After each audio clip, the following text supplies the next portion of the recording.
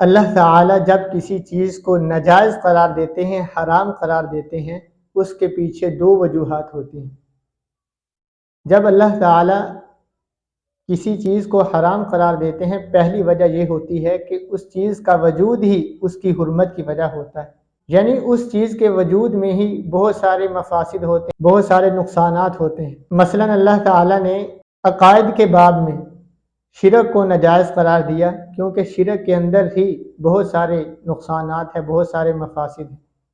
اسی طرح اللہ تعالیٰ نے سود کو حرام قرار دیا، اسی طرح اللہ تعالیٰ نے زنا کو حرام قرار دیا۔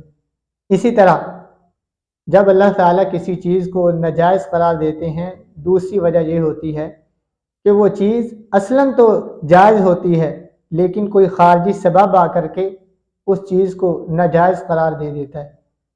جس طرح کھانا پینا حلال ہے، روٹی کھانا، پانی پینا جائز ہے، اللہ تعالیٰ نے اس کو حلال قرار دیا ہے، لیکن روزے کی حالت میں اللہ تعالیٰ نے اس کو ناجائز قرار دیا، یعنی خارجی سبب نے آ کر کے جو حلال چیزیں تھیں ان کو حرام قرار دے دیا۔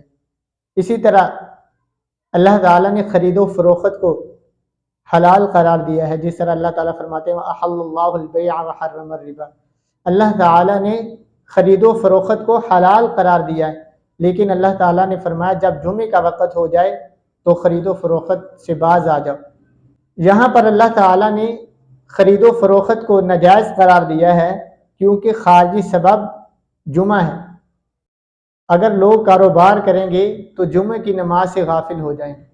سیاہ لباس پہننا اصلاً تو درست ہے، شریعت میں اس کی کوئی ممانعت نہیں، لیکن جب محرم کا مہینہ آتا ہے تو یہ حرام ہو جاتا ہے۔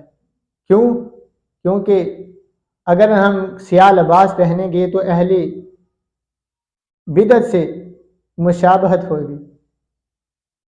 اس لیے آپ صلی اللہ علیہ وسلم نے فرمایا من تشبہ بقوم فہو منہم، لہٰذا سیاہ لباس پہننا اس میں تو کوئی حرج نہیں، لیکن خارجی سبب جب محرم آ جائے تو اس وقت پہننے سے گریز کرنا چاہیے۔